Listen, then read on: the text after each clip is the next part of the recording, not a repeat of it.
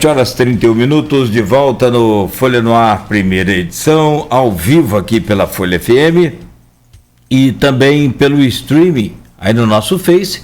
Um bom dia a todos, você que nos ouve e nos segue aí em nossa página também, muito obrigado. Seja sempre bem-vindo, seja sempre bem-vinda. Aliás, bem-vindo neste programa hoje é o Dr. Nélio, que, como a gente falava aqui mais cedo, o Luiz falava, tem direito a pedir aí um programa especial, não é só uma música, como faz lá o programa de televisão da Globo Fantástico, não. Fez 3 gols. Dr. Nélio vem hoje pela sexta vez, foram 5 vezes em 2020. 19 eu não achei aqui o arquivo rapidamente assim, mas é a sexta vez hoje. É a cena, Dr. Nélio. Então, bom dia para o senhor, muito obrigado mesmo de coração pela presença. E sempre bom ter aqui essa oportunidade de ter essa aula sobre, infelizmente, pandemia que persiste. Bom dia, doutor Nélio. Seja bem-vindo. Bom dia, Cláudio, Luiz e todos os ouvintes da Folha FM. É um prazer estar sempre aqui. Eu acho que não é só pela obrigação cidadã, que temos que estar todos unidos e juntos, mas particularmente aqui para o Grupo Folha da Manhã, que eu tenho um apreço enorme. Sou ouvinte, já falei isso, né? Eu saio de casa com a Folha, né? Dentro do meu carro só é a Folha daqui para lá e tal, então eu sou ouvinte assíduo, não só da parte da manhã, mas também durante todo o dia. Então eu estou aqui à disposição, né, para tentar, de uma certa forma, dirimir aí as dúvidas e esclarecer algumas possibilidades. Bom dia, obrigado pela presença mais uma vez. Quer dizer, em sua homenagem, sei que você além de grande infectologista, professor, dirigente universitário, é músico, adora música. Quando essa loucura toda acabar, ainda vamos ter a oportunidade de fazer um programa aqui com você sobre música. Mas enquanto esses tempos que a gente todos desejam não chegam, botei aqui para você hoje, em sua homenagem, a camisa do Pixinguinha, que tenho certeza que é uma referência sua aí enquanto músico. E sempre perguntaram a Vinícius Moraes que ele queria ser, ele falava queria ser Pixinguinha, além do grande músico que foi. Eu vou começar a abrir o programa, Nélio, que os 3 blocos aqui pré-estabelecidos. Uma pergunta da Graça, a Graça Ribeiro, esposa do nosso querido jornalista esportivo Pérez Ribeiro. Doutor Nélio, na atual situação do país, se o senhor fosse convidado para ser o ministro da Saúde, o senhor aceitaria? Nossa, isso seria uma... dá um arrepio só em pensar em uma possibilidade dessa, que é claro que seria algo hipotético e bem fora da realidade. Mas eu, na verdade, se fosse para conversar, né, com alguém que não me ouvisse e que tivesse ideias pré-formadas, né, do que se acha sobre saúde pública, sobre administração de saúde pública, das questões sanitárias do país, eu acho que seria entrar numa furada real, né? Eu penso que a doutora Ludmila, assim que foi convidada, eu estava conversando com vocês um pouco antes daqui, quando ela deu uma pequena entrevista de poucas palavras que ela fez, o pouco que ela falou, ela me representou. Eu não estou falando aqui em termos partidários, mais uma vez, e nem tentando, porque as pessoas, assim, hoje a pessoa fala alguma coisa, a pessoa pergunta, vem cá, você é o quê? Petista? Você é de esquerda, é de centro, de direita? Qual é a sua... Por quê? Eu só vou valorizar o que você está falando se você me disser qual a sua linha política, né? Qual a sua filosofia. Isso é um absurdo, a gente deve ouvir todas as pessoas, independente, desde que haja coerência, né? Nós somos seres inteligentes e racionais. O raciocínio faz parte do ser humano. E quando a gente ouve essa senhora falando com uma clareza muito grande de todas as possibilidades concretas que o Brasil, da linha que o Brasil tem que tomar, e o Luiz falou algumas coisas aí antes, como a questão do lockdown regional, como a questão de um tipo de formação de um gabinete de crise. Gente, como assim? O Brasil está vivendo, parece que como se fosse, sabe, alijado completamente de uma realidade, como se fosse um perfil esquizofrênico, né, em que as coisas acontecem e parece que não estão acontecendo, uma gravidade que está acontecendo, né? Então, a gente precisa, né, eu realmente, se fosse convidado para sentar e conversar hoje com o atual dirigente do país, eu realmente nunca aceitaria isso, de forma alguma, né? E aí a gente começa a se questionar se realmente a troca do Pazuello, né, pelo Queiroga foi realmente 6 por meia dúzia. E quando a gente ouve o discurso final do Queiroga, estou aqui para manter o que estava sendo feito. Aí dói o coração e a gente cai aí uma tristeza realmente profunda. Tem um romance muito famoso, Il Gattopardo, em português é o Leopardo, gerou um grande filme de Luciano Visconti, de Tommaso de Lampedusa, italiano, né? Sicília, uma ilha grande do sul da Itália, e é justamente se passa na independência da Itália, o Garibaldi, né, que casou com uma brasileira aqui na Guerra dos Farrapos, Anita Garibaldi, e depois na Revolução Farroupilha do Rio Grande do Sul, depois vai para a Itália e faz a unificação da Itália, e a aristocracia ali medieva, né, ainda senhor feudal ali da Sicília, como é que ia se arranjar na nova República Italiana. E aí o príncipe de Falconeri, que é um personagem central do romance, diz assim: as coisas têm que mudar para continuarem as mesmas. Você acha que é por aí, né? Mais ou menos por aí, né? Muito boa analogia. Boa analogia. Deixa eu fazer outra pergunta de um colega seu aqui, o Kleber Glória, diretor clínico desta Casa de Misericórdia de Campos. Professor, qual a sua expectativa com relação ao retorno de um médico à cadeira do Ministério da Saúde? Acha que teremos novamente uma pauta científica no Ministério?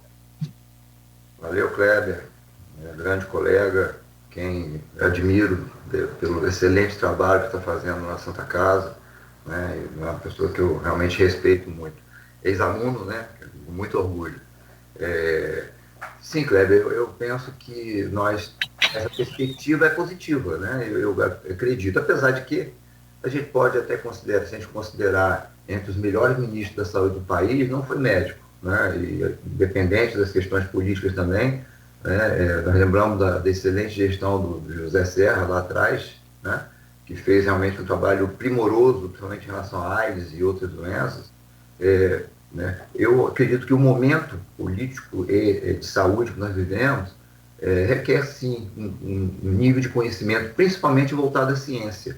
Porque quando você tem uma condução que coloca a ciência ao lado, isso é preocupante. E quando você chama alguém que representa uma sociedade científica, né, a Sociedade Brasileira de Cardiologia, cujo o Dr. Queiroga presidia, né, deve ter saído dessa sua função, isso o vincula diretamente à ciência, né? É impossível você imaginar um profissional, principalmente representando ali os cardiologistas, por exemplo, como que a cardiologia vive sem ciência. É impossível. Toda a questão das medicações, toda a questão da estratégia diagnóstica, é tudo em cima de ciência. E, obviamente, que e ele já colocou isso, que publicamente ele é a favor da questão da ciência.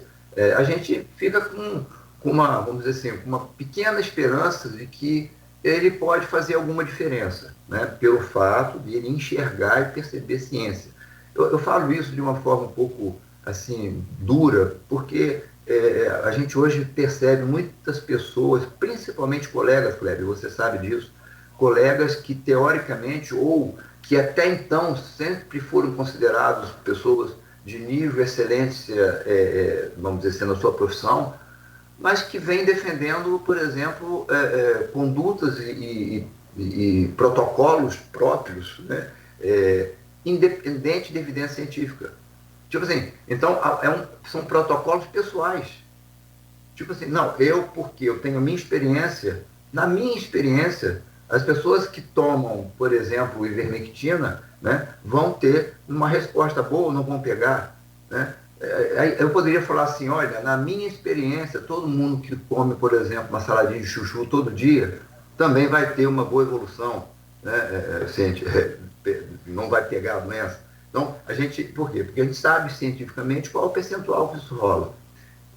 Falo isso porque a quantidade de pessoas hoje que se colocam sem um embasamento científico é grande, principalmente profissional da saúde. E aí, Kleber, vindo um cardiologista, presidente de sociedade, parece que profissionalmente a pessoa tem um gabarito, pelo que a gente ouve falar. Então a gente tem no fundo, uma boa esperança de que há pelo menos uma visão, né, um tanto quanto diferente, de perceber que ciência não é só ficar no laboratório, ciência é saber que o lockdown, que um isolamento social é importante, que o uso de máscara é importante. Isso é ciência.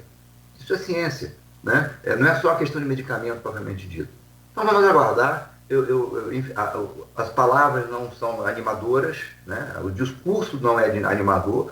Alguém que diz que vai seguir o que a política de governo manda, né? Assim como o Pazuello falava, né? Obedece quem tem juízo, não é isso? Então vamos aguardar, né? Qual será o próximo capítulo aí dessa novela.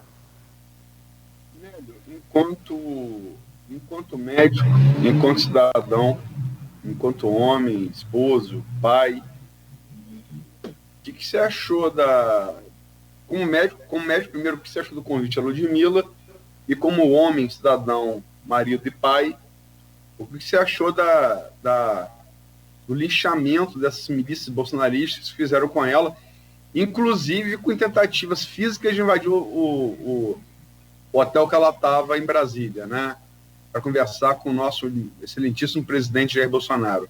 E outra coisa, disse a Bolsonaro, e Bolsonaro disse, é do jogo.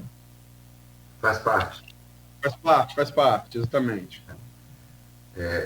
Faltou uma classificação que você não falou, viu, Luiz? Eu tenho que, né, corrigir você, a maneira que você falou, tudo isso que eu sou, faltou só uma coisa que eu não posso deixar de dizer, que eu sou avô agora. Então, né, dentro desse, né, professor, médico e avô também. Com muita avô. Com muita alegria. Pois é, eu vejo... Eu queria entregar a sua idade, né? Mas já que você... Você sabe por quê? Avô normalmente tem cabelo branco. Como eu não tenho... não aparenta, né? Mas realmente eu fico com muita tristeza em relação ao que acontece, né? Não tenho... Volto a dizer que às vezes você é anti-bolsonarista, você é antipetista, o que você é, afinal de contas? Qual é a sua linha de... Olha, eu sou linha pró-Brasil, eu sou linha de coerência, e de respeito às pessoas, né? Respeitar as pessoas. Eu acho que o que predomina hoje nesse país é a falta de respeito. Quando a gente vê líderes políticos, aí não vou falar só do presidente, mas toda a equipe, todas as pessoas que o apoiam, de seguir como se fosse quase uma seita, né? Realmente é preocupante, porque se o presidente aparece em público sem máscara, se ele promove aglomeração, eu digo assim, ele é uma pessoa que não tem o conhecimento, né? Ele talvez nem conheça, nem sabe o que é ciência, realmente, mas eu fico muito preocupado com essa grande multidão de pessoas que apoiam a atitude. Eu não estou falando nem do presidente, mas que apoiam a atitude e que fazem igual. E que nessa situação nós não temos nem meia situação, é a condição, não tem jeito. A consequência, ela é inevitável. Hoje a gente está passando o Brasil por essa situação por consequência. Somos prisioneiros, né? Prisioneiros das consequências. Isso é a realidade. Nós ficamos presos naquilo que nós causamos lá atrás. e vem desde lá do começo a falta de uma liderança política nesse país, a falta de uma liderança do sistema de saúde pública do país. Gente, eu sempre tive orgulho de falar assim, falava com meus alunos, falava em todas as entrevistas, assim, ó, de acordo com o Ministério da Saúde, esse é o tal protocolo, né? Se faz dessa forma ou de outra forma. Hoje a gente não tem. Nós estamos passando pelo maior flagelo de saúde. A Fiocruz lançou aí ontem, né, o seu boletim, e coloca lá. É o maior flagelo, na verdade, um caos, na verdade, na saúde e também sanitário. Quer dizer, esse tipo de situação que a gente está vivendo hoje é porque nós não temos uma situação de administração. Gente, a referência é tudo. Eu preciso ter os estados funcionando de acordo com uma organização. Cadê a organização do Ministério da Saúde? Os municípios, os estados fazem o que querem, não é? Sem uma linha, sabe? Sem uma diretriz. Eu não estou dizendo nem que o Ministério da Saúde tem que fazer a ordem. Não, é uma diretriz. E essa diretriz precisa ser seguida para todo mundo estar próximo ali. Isso não acontece. Então as pessoas vêm fazendo as suas ações de lá para cá e de forma inconsequente. Não há vigilância nesse país, nos municípios também. As pessoas se aglomeram. Não pode aglomerar. Cuidado. E o transporte público, esse caos que é. Né? As pessoas para trabalhar têm que se aglomerar, têm que se apertar. Né? Então, medicamento. O próprio Ministério da Saúde falando que tem que tomar cloroquina. Lá está lá escrito. Né? Não adianta dizer que não fez, não, que está lá escrito. Né? O tratamento precoce está preconizado pelo Ministério da Saúde, desde lá do início. E em Manaus, esse trabalho vai aparecer, porque já está finalizando, a quantidade de pessoas que adoeceram e morreram porque simplesmente tomavam ivermectina. E a ivermectina, no intuito de proteção, as pessoas se sentiam protegidas e não se cuidavam, não usavam máscara adequadamente. Não, estou usando aqui a ivermectina, o zinco, estou usando aqui, né, nitazoxanida, não vou pegar isso. E o impacto foi terrível. Né? Tudo isso porque falta uma liderança e falta uma organização na saúde pública desse país. Eu estou tentando falar com você no celular, pedi você para dar uma olhada aí no celular. Você tem alguma pergunta para o Nélio? Sim, desculpa, Luiz, é que tocou aqui, não percebi.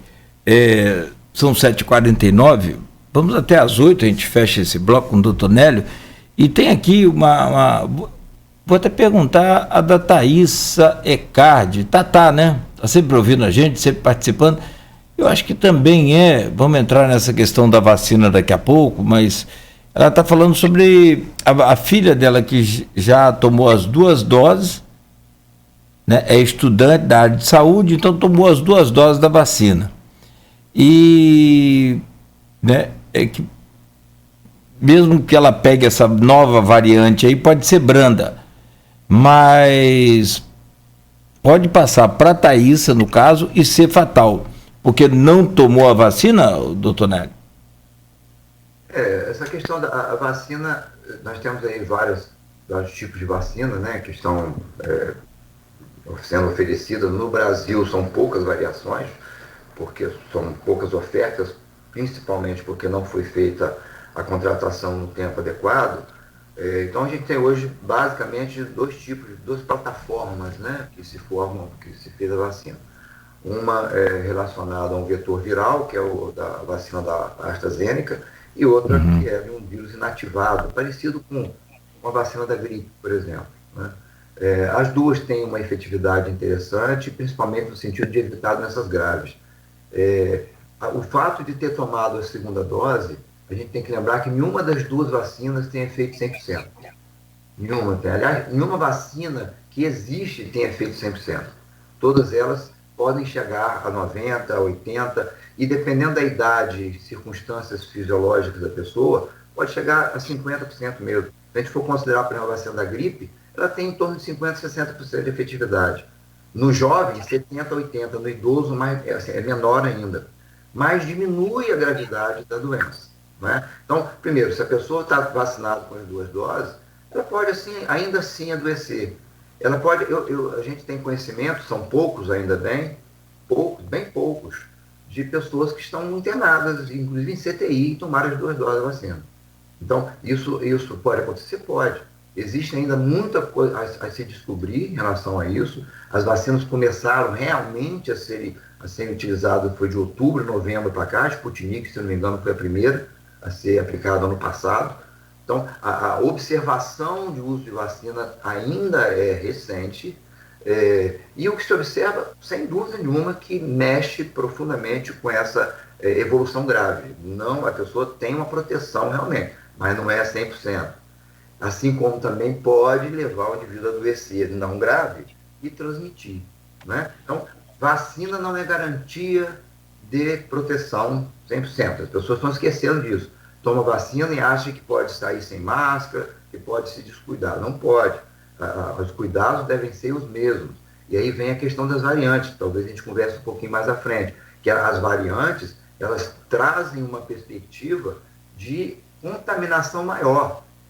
Então, mesmo no vacinado, ele realmente, a vacina, em algumas dessas mutações, diminui o vírus, a mutação faz com que o vírus diminua um pouco, altere ali a proteína, então na hora da vacina é menos reconhecido pelo organismo, né? Ainda isso não tem um impacto enorme, mas por exemplo, os estudos mostrando em relação à AstraZeneca, em relação lá à mutação da África do Sul, é que houve sim uma alteração em torno de 20% de queda, 20 a 30% de queda, né, de efetividade da vacina. Não existe ainda um estudo sobre a Coronavac, não existe ainda esse percentual. Está todo mundo ansioso por isso, para saber se essas mutações estão tendo impacto na resposta imunológica. Aparentemente, alguma coisa. Então, existe alguma diferença, sim, nesse sentido de resposta vacinal. Mas vamos aguardar. Vacinar todo mundo que possível, principalmente para desafogar o nosso sistema de saúde, porque do jeito que está realmente, a gente está acontecendo, né, essa situação que está ocorrendo no Brasil como um todo, nos leva a ser um desespero, não, porque ninguém pode ficar desesperado, mas numa situação de muita preocupação. Só para lembrar que em relação ao Sputnik, citado pelo Nélio, foi revelado, né, nos Estados Unidos, uma recomendação do governo, ainda do governo Donald Trump, né, que se Bolsonaro aqui é o mito para essa seita que Nelly citou, né, que continua sendo a despeito de 270 mil mortes, né, acho que nem religião nenhuma se cobra isso, mas aí na seita bolsonarista isso ocorre. Se ele é um mito para essa seita, o mito de Bolsonaro era Trump.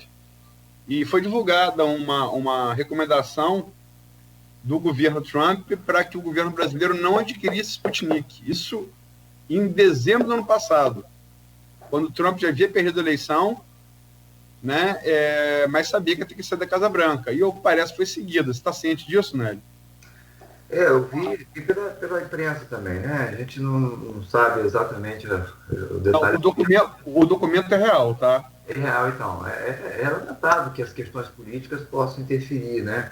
Realmente a gente fica muito preocupado com isso, mas porque, na verdade, é menos uma vacina e parece, inclusive, ser uma vacina interessante. Ela tem uma ação muito boa, ela tem uma potência muito boa, uma eficácia muito boa. Então, é lamentável. A gente tem que ter um quantitativo mais diverso de vacinas, seja qual for a plataforma. A gente fica vendo assim, o Brasil conseguiu mais 1 milhão. Nós estamos falando de 220 milhões de brasileiros, né, que está correndo risco progressivo e exponencial a proporção que esses meses vão chegando. E a situação de saúde do jeito que está, com leitos comprometidos. E aí você falou, a gente precisa fazer a nossa parte, mas essa questão de aquisição de vacina, e aí é outra discussão, Luiz, essa questão de, não, agora o Estado, empresas podem adquirir vacinas, né? E isso, na verdade, é até estranho a gente ficar ouvindo essas coisas, porque sempre foi, eu não sei qual é a novidade disso, sempre qualquer Estado brasileiro poderia adquirir vacina, sim, Isso historicamente sempre aconteceu. Então, é estranho agora que tenha que passar por um crivo, né, para ver se pode ou não pode, assim como empresas. Eu sou a favor, sim, apesar da legislação destacar que você precisa vacinar as pessoas todas, né, antes de ir para o serviço privado, antes de você ter vacina no serviço privado, mas se você oferece concomitante vacina no serviço privado, você pode ajudar a desafogar também no governo. Quer dizer, as pessoas que têm condição de pagar uma vacina, vai diminuir com isso né, a fila, vamos dizer assim, né, do serviço público. Apesar de que eu também concordo que você primeiro tem que vacinar a população como um todo. Mas na situação que nós estamos, se uma empresa decide fazer isso, uma empresa, aí tem que ter lucro, porque comprar essa vacina não vai ser barato. E não vai ser uma compra simples, é compra de risco. Tá? É você comprar dose de vacina sem vacina. Né? Você não tem a vacina ainda, você tem que comprar antes dela. Então, é uma empresa que precisa ter uma competência, um poder econômico muito grande. Eu pego, por exemplo, uma multinacional, né, que esteja no Brasil, ou mesmo uma empresa brasileira que tenha esse poderio, ela pode comprar e vacinar seus funcionários. Né? Por que não? Qual o problema disso? Não, tem que ser via pública. Então, acho que nesse momento a gente tem que abrir todas as janelas e portas, etc. São 7h57, chegando perto do prazo que Cláudio estabeleceu aí para o intervalo. A gente vai falar melhor sobre vacina, é um assunto que deixamos para o bloco final, né? Inclusive sobre campo especificamente. Mas como se falou em vacinas, eu entrei na Sputnik. Tem uma pergunta aqui do deputado federal, Felício Laterça. É campista, radicado em Macaé, né? É da base de apoio do presidente Jair Bolsonaro, é conservador. E ele pergunta aqui: estamos tendo efeitos colaterais com algumas vacinas. Até o momento, 14 países suspenderam o uso da vacina desenvolvida em Oxford, AstraZeneca, também desenvolvida em parceria com a Fiocruz do Rio, né? E com a vacina Pfizer, tivemos relatos de morte na Noruega. Essa informação, por exemplo, eu desconheço, da Pfizer. Com base em seus conhecimentos e sua troca de experiências, qual vacina o senhor recomenda?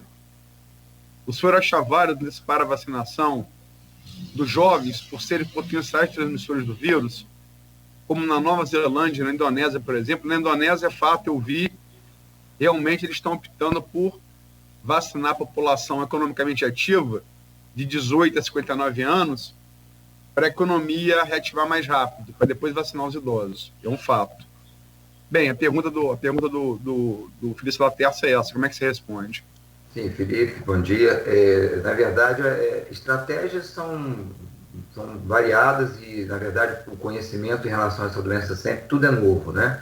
Mas, primeiro, em relação à segurança das vacinas, ainda está sendo avaliada, a gente fica muito preocupado com a questão da politização da vacina, não só no Brasil, no mundo como um todo. Né? E a gente fica preocupado também se essas restrições têm algum cunho político. O que você sabe é o seguinte: já foi refeito vários trabalhos, ou avaliado o trabalho, em relação a essa questão dos efeitos colaterais das vacinas. Em relação à AstraZeneca, havia lá um receio pelo aparecimento de pessoas com tromboses ou doenças, né, de coagulação, enfim. E aí, nesse último relato que houve de centros confiáveis e de produção científica realmente que a gente pode confiar, de que não havia essa proporção em relação à população em geral. Tá? Quando você tem uma população toda sendo vacinada, em grande escala, qualquer pessoa que sinta qualquer coisa após a vacina vai relacionar com a vacina. Não é? Então, tem idosos que morreram após a vacina. Idosos, em geral, né, têm uma tendência a morrer mais fácil do que o jovem, né? E se vacinou perto, essa morte pode ser natural. Né? Assim como eventos de coagulação continuam acontecendo, essas doenças continuam existindo. Então, não há essa relação. São milhões e milhões de pessoas vacinadas no mundo inteiro, com a AstraZeneca mesmo, da Pfizer, todas essas vacinas mantêm um grau de segurança. E as outras vacinas, todas elas têm risco de efeito colateral. É um percentual bem baixo, que gira ali em torno de 0 ponto alguma coisa por cento, mas uma vacina de gripe, ela é extremamente segura, mas infelizmente, bem raramente pode causar efeito colateral, né?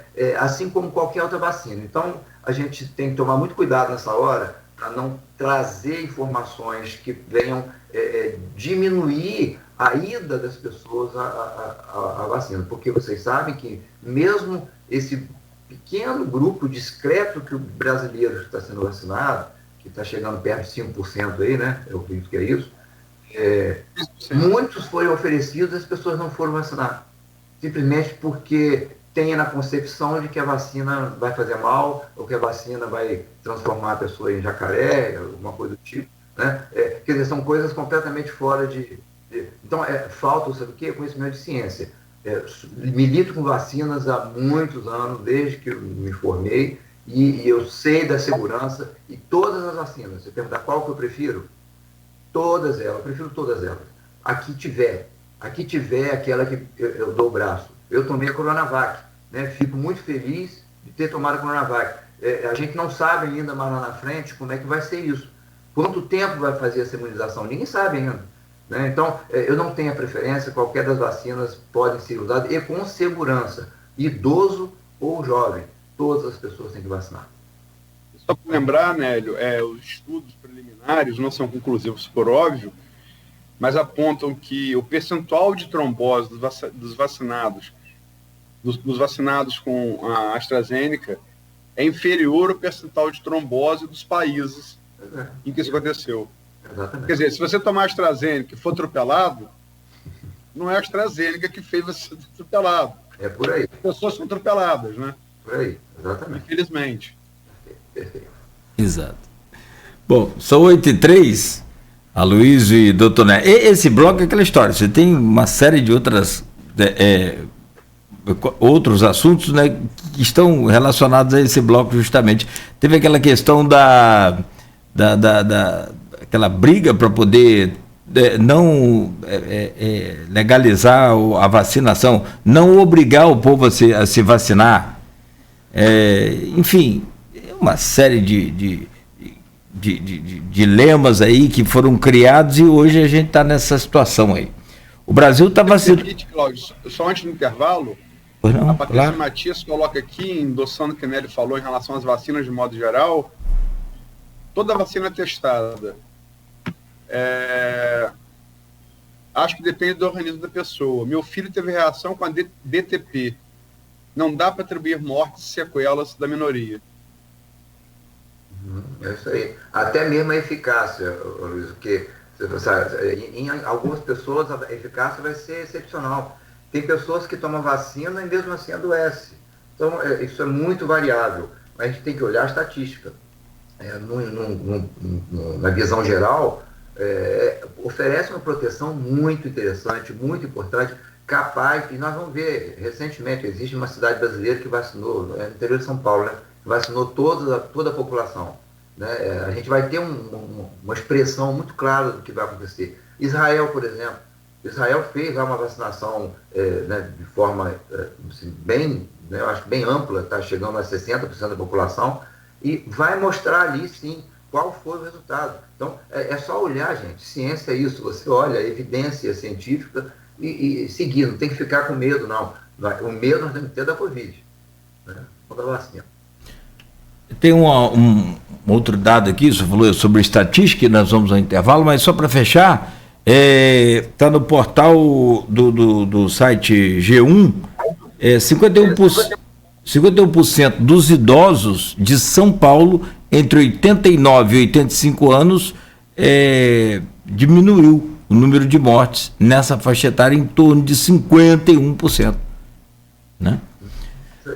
Bom, basta olhar os gráficos dos países que estão vacinando mais, a doença está decaindo. Nova Zelândia, Emirados Árabes, Israel, que Nery citou, os Estados Unidos está vacinando massa, estão diminuindo o número de casos. Assim, não há efetividade 100%. Quem vacinou não vai adoecer, mas assim, diminui a possibilidade de adoecer, diminui a possibilidade de ser interno e diminui muito a possibilidade de morte, é quase zero.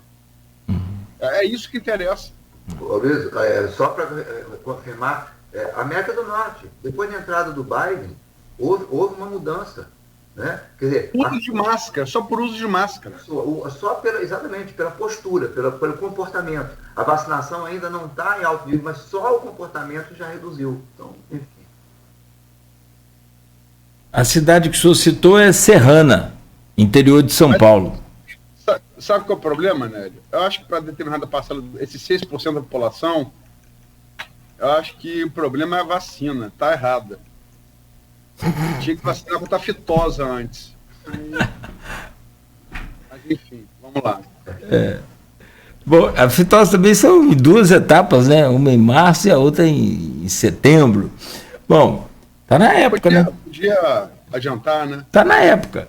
Bom, são 8h07. A gente brinca para descontrair, porque a coisa é muito, muito, muito tensa. Vamos voltar rapidamente do intervalo para continuar a conversa com o Dr. Nélio Artiles. Ele fala para nós um pouco mais sobre essa questão das mutações do vírus, como é que isso funciona e como é que esse vírus, qual a possibilidade dele continuar mutando, ele criando essas variações, até quando isso vai acontecer. São 8h07 no oferecimento de Laboratórios Plínio Bacelar, Clínica Proteus e Dedumas Baterias. Voltamos em instantes.